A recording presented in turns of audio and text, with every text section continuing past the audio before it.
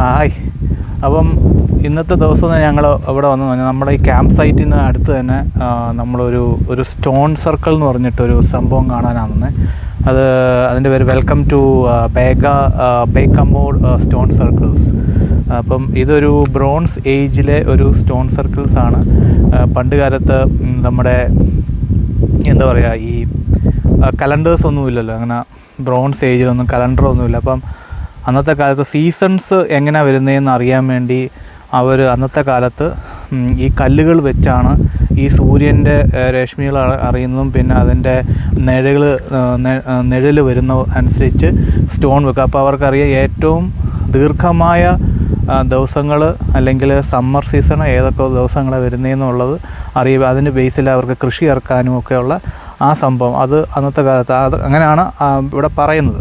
അപ്പം അത് കാണാൻ വേണ്ടിയാണ് വന്നത്. അപ്പം നമുക്കതിൻ്റെ ഒരു ചെറിയൊരു കാഴ്ചകളിലേക്കും പോവാം.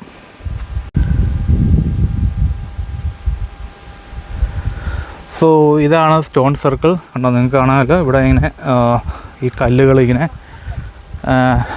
വട്ടത്തിൽ വെച്ചേക്കുന്നത്. അപ്പം ഈ സൂര്യപ്രകാശം വരുമ്പം അതിൻ്റെ അനുസരിച്ച് അതിൻ്റെ അതിൻ്റെ ഷാഡോ വരുന്നതനുസരിച്ച് അവർക്ക് സീസൺസിനെ തരംതിരിക്കാൻ പറ്റാം എന്ന രീതിയിലുള്ള സംവിധാനത്തിലാണ് ഇത് വെച്ചിരിക്കുന്നത്. So that is the stone circles here. ഇതിവിടെ നോർത്തേൺ അയർലൻഡിൽ കാണാം. പിന്നെ ഇവിടെ ഒരു ഗ്രേവ് യാർഡുണ്ട്. ഇതൊരു ഗ്രേവ് യാർഡാണെന്നാണ് പറയുന്നത്. ഇവിടെയാണ് ആൾക്കാരെ അടക്കിയതിക്കെന്ന് പറയുന്നത്. പക്ഷേ ഇത് ഏതാണ്ട് 3500 വർഷം പഴക്കമുള്ള ആണെന്നാണ് ഇവിടുത്തെ ഈ ജിയോഗ്രഫിക്കൽ സയൻറ്റിസ്റ്റുകൾ പറയുന്നത്. So this is the area.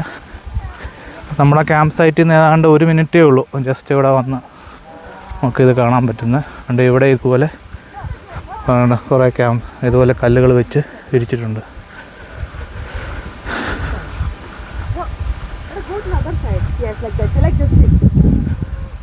ഇപ്പോൾ ഇവിടെയുണ്ട്. ഇവിടെ നമുക്കിങ്ങനെ കണ്ടോ